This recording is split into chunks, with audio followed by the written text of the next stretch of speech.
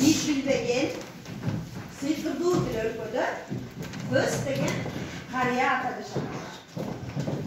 Al özünün baldarının atın Muras katarı özünün atının başlamkalarına koygun. Focusing, interacting, reviewing, sequencing, transforming. Bu kariya abdan akıllı bolgan eken. Anın 4 erkek balasının arasında yalnız erkek kızı oldu. Erkek kızı oldu. Al özünün kızına abdan köngül bölecek. Bu kariya özünün ballarına menden al kariya daima oylan çıkende menin arkamda emine kaladi. Muraska emine kaladi. Men özüm arkaman dünyaga emine iş kaldırıp kete alam. Mına uşu oydu ayalganda ойлонуп, балдарын bir күнү чакырат дагы мындай тапшырма берет экен. Балдарым, силердин ар бириңерге тиешелүү 3төн аймагыңар бар. Ошол 3 аймагыңарда 3төн балдарыңар жашайт. Бардыгын чакырып келгиле, мен силерге тапшырма берейин. Ал тапшырма мындайча болот. Men ar biri özüme çakırıp alamdagı tapşırma berem. Mına ошол tapşırmаны балдарга кандай деңгээлде аткарарын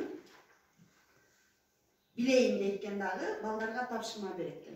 Tapşırma бергенде балдары ar biri ошол tapşırmаны ar кандай деңгээлде түшүнүп, тиешелүү нерседен берилген маалыматтан ar birinin özüne жекече бир özlerine açılış yaptığında ошол tapşırmanın negizinde. Focusing'in birinci bağısı verilgen tapşırmanı şu jekeçe atkарыш керек. Men jeke көңүл бөлүшүм керек деп түшүнүп, жекече аткаруу боюнча оюн чоң атасына келип айтып берет экен. Ал эми экинчи баласы бул Focusing'in экинчи баласы болсо тиги бир тууганын баардыгын жекече аткарып атат. Мен ушуну байкайынчы. Мен аткарылган ишке балоо жүргүзөйүнчү деп ойлоп экен дагы. Ал ошол аткарылган ишти байкап, балоо жүргүзгөн жыйынтыгын чоң атасына алып келип берет экен. Үчүнчүсү болсо, чоң атам мага ишеним артты. Мүмкүн мен башка бир туугандарым башка тапшырма берген чыгар. Мага ишеним артты, мен ошондуктан ишеничин аткарышым керек деп аялганда аракет кылат экен. Ал эми Көз аксакалдын сулуу кызы ар бир аткарылып жаткан иште барып көзөмөлдөп кандай жыйынтык болуп жатат деп баарын билип турат экен учурунда. Андан кийинки интерактинг баласынын балдары болсо, биринчи баласы мынтип ойлойт экен. Ар бирибизге баардыгын берди, тапшырманын баарын берди. Бул тапшырманы аткарууда мен эң биринчи коопсуздукту эсиме алышым керек. Бул менин өзүмдүн чөйрөм болуш керек ушуну аткарууга деп, окуяны аткарууга ошол коопсуздугуна көңүл бөлөт экен. Ал эми интерактивдин экинчи баласы аябагандай маанайы жогорку күлкүчү экен да, күлкү тартуу экен. Ал ишти позитивдүү маанай менен эле чечип коет экен бат эле. Ал эми үчүнчү баласы көп нерсени ойлонгон, аябагандай токтоо болгону менен бардык нерседе жакшы нерсени көрүп шык жаратууну билген бала болот экен дагы, чоң атасынын ишин бул көңүл буруу, шыктануу менен аткарат экен. Ал эми эркек кыздын балдары дагы өзүнүн апасындай эркелеп, бардык чоң атанын неберелеринин иштерине көзөмөл жүргүзүп, ошолордун иштери туура аткарылып жатабы, бардыгына байкоо жүргүзүп, анализ жүргүзүп, аралашып жүргөн балдар болот экен.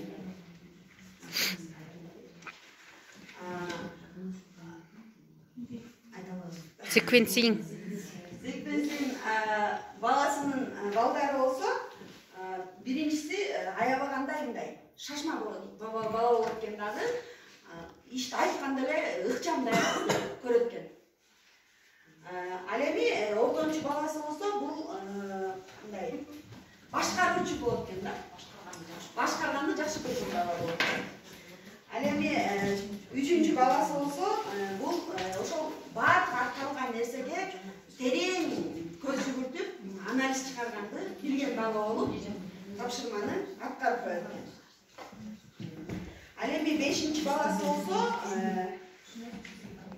ар бир ишке практикада, башкача айтканда турмушта ушул нерсени эмнеге колдонсок болот деп үчөөдөн ой жүгүртөт экен.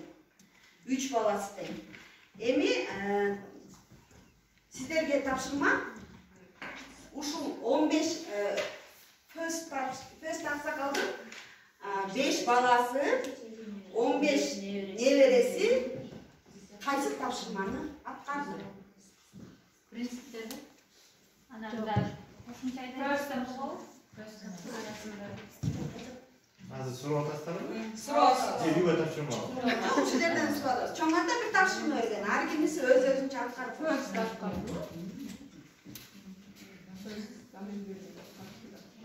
Эмне тапшырма берген? Чоң атасы тапшырма берди деп ойлойсуңар. Эмне тапшырма берди деп ойлойсуңар? Мурасты алып калууга аракет кылышкан. Ким жакшы эме болсо, мурасты. жашоону мен үйрөткөн жолдор менен жашагыла деп. Мен кошумчалап кетейин. Менин ушул жашаган аймактарымда анын ичинде биз да барбыз, бул айткан. Демек ушуну дейт биздин мен көргөзгөн нерсе менен жашоого алып кеткиле, жашоомду ушул нерселерди аралаштырганда гана биз жакшы жыйынтыкка жетебиз, жашообуз. Мен эгер көзүм өтсө дагы, мен демек ушул жакшы жашоодо силер ушундай нерселерди кабыл алгым келет. Ошондо барып мен тынч менен кош айтышам дейм да.